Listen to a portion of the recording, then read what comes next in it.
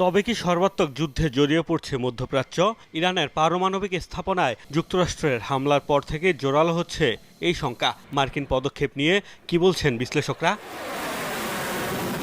বলা হচ্ছে সংঘাতে সরাসরি অংশ নিয়ে তেল আবিবের আবদার পূরণে কাজ করেছে ওয়াশিংটন। বিশ্লেষকরা বলছেন বেনিয়ামিন নেতানিয়াহু ইরানের শাসন ব্যবস্থা পরিবর্তনে যে উচ্চাকাঙ্ক্ষা দেখাচ্ছেন তা বাস্তবায়নেই কাজ করছে ট্রাম্প প্রশাসন। তাদের এই পদক্ষেপ মধ্যপ্রাচ্যে বিপর্যয় ডেকে আনতে পারে বলেও শঙ্কা করা হচ্ছে।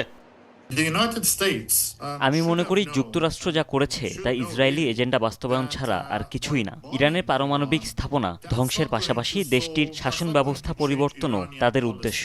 যুক্তরাষ্ট্রের বোঝা উচিত ছিল বোমা মেরে সমস্যার সমাধান হবে না। ইরানের নীতি পরিবর্তন করতে পারবে না তারা। তাদের এই পদক্ষেপ পুরো অঞ্চলকেই বিপজ্জনক পরিস্থিতিতে ফেলেছে।